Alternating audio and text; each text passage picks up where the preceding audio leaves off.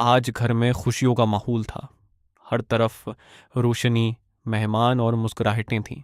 किसी ने अनाबिया को देखकर कहा, माशाअल्लाह, तुम आज बहुत खूबसूरत लग रही हो।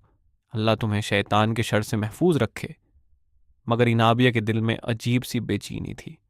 उसकी शादी की तकरीबात शुरू हो चुकी थी, मगर उसके चेहरे की मुस्कुराहट के पीछे एक खौफ छिपा हुआ था। वो जानती थी कि इस महफिल में एक ऐसा राज भी मौजूद है जो अगर सामने आ गया तो सब कुछ बदल सकता है। वो राज था मरियम। मरियम भी उसी तकरीब में मौजूद थी।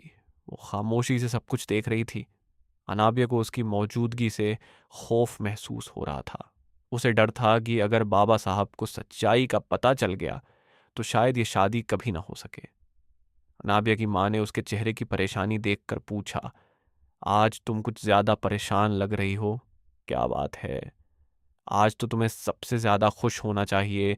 आज तुम्हारी शादी की तकरीबात शुरू हो रही हैं। राबिया ने मुस्कुराकर जवाब दिया, मगर उसकी आवाज में घबराहट थी। मुझे बस एक ही फिक्र है, मरियम भी यहाँ है और बाबा साहब उसे देखना भी नहीं चाहते। अगर वो गुस्सा हो गए तो शायद शादी रख जाए। थोड़ी देर बाद नाबिया को मौके मिला और वो सीधा मरियम के पास जा पहुंची।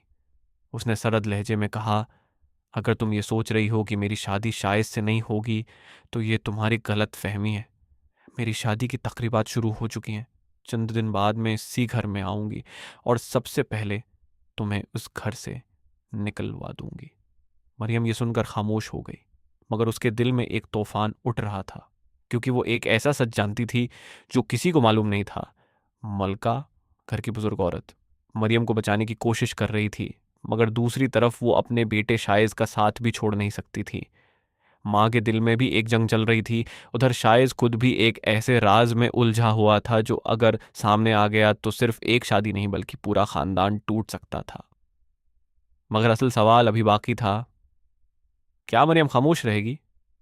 क्या बाबा साहब को सच्चाई का पता चल जाएगा?